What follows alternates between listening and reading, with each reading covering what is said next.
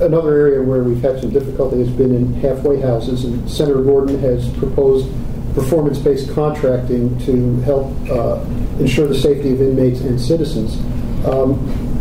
That's a long-term solution. In the short term, what can we do to ensure safety and improve the halfway house? Well, we actually passed legislation for them to report to us, and he vetoed it. Again, here's a situation where we said, there's an issue. There's clearly an issue. We knew about it before the New York Times ran a story. There was a report on it that we had problems, and we acted on the report. And the governor vetoes the bill that makes them report to the legislature so that we can address these issues as they come up.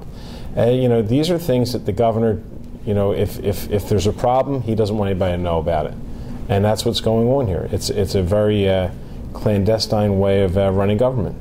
Another one of the governor's veto has to do with creation of state-run health exchanges.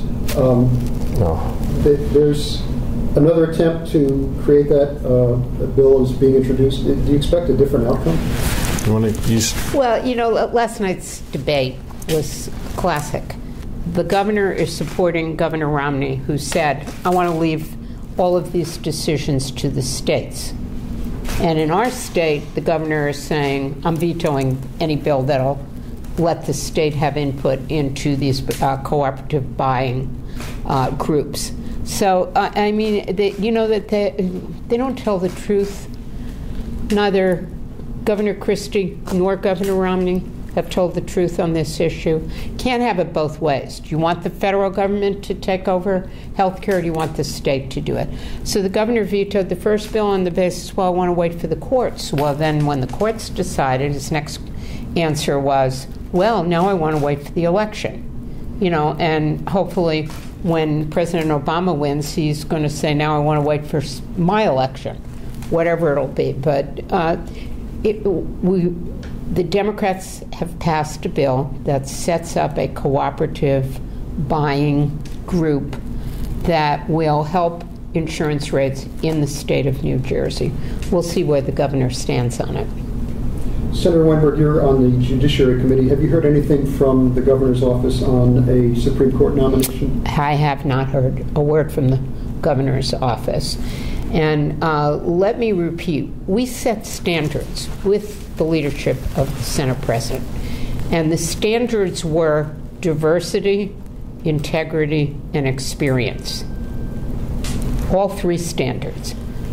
Diversity without integrity and experience is no good. Experience without diversity doesn't meet the standard. There are three standards. And we'll wait and see whether the governor has found a way to comply with them. One of the names that's been floating is Lee Solomon, who is not exactly unknown to the legislature. Do you think he meets those criteria? Well, he does, as far as what I know about him, certainly meets the criteria of experience, and I would say of integrity. Diversity is another question. And partisan balance is also a very, very important issue here. We're not going to let him stack the court. The governor said he's never going to ever nominate a Democrat. It doesn't work that way. And the Democrat legislature is not going to let it be 7 Republican justices. This is a state that is not a conservative state. It's a moderate state, moderate to liberal state. And we're not going to have a ultra-conservative court, by no means at all. Let me say something here, because I want to get back to the question about where we differ.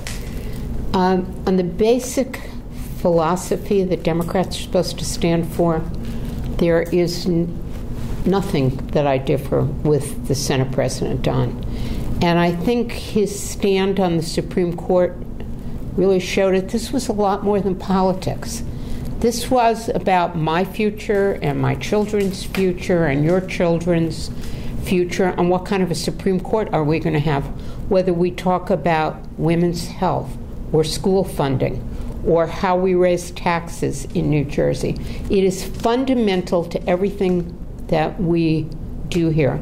And it was his leadership and his willingness to stand up to some pretty heavy pressure that enabled the rest of us to do it. And I'm very proud of what we did by sending a message to the governor of the state of New Jersey that we are not going to have an ultra-conservative Supreme Court.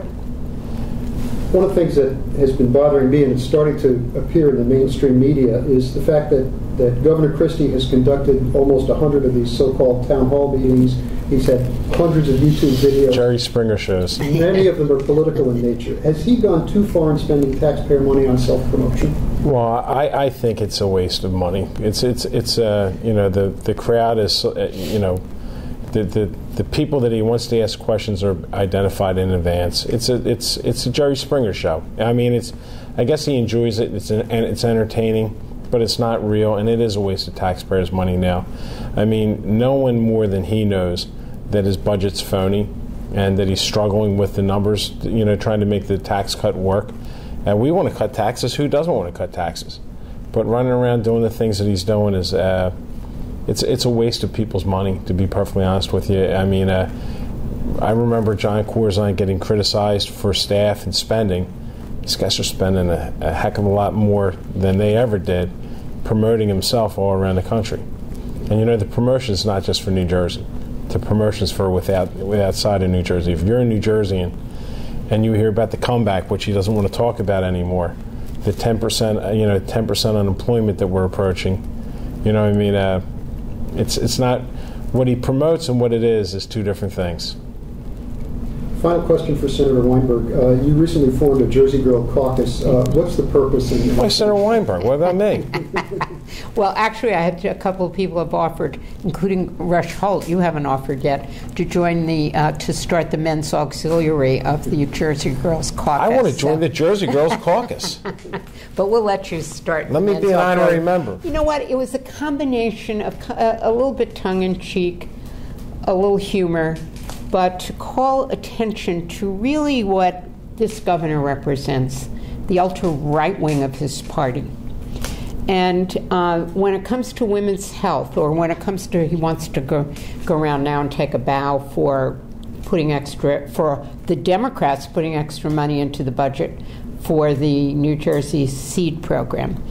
We're going to continue standing up on issues that are important to us. And it was interesting, we've gotten several hundred likes on our Facebook page. A few hundred people have signed the governor's report card already with comments. We put it up there for people to sign up as parents do their own children's report card and put little comments.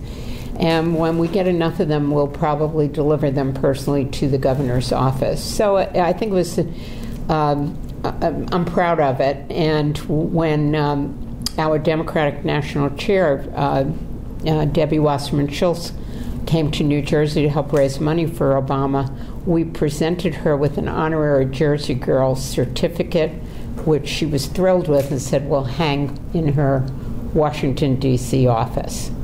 Senator Sweeney, Senator Weinberg, thank you very much. Thank you. Thank you.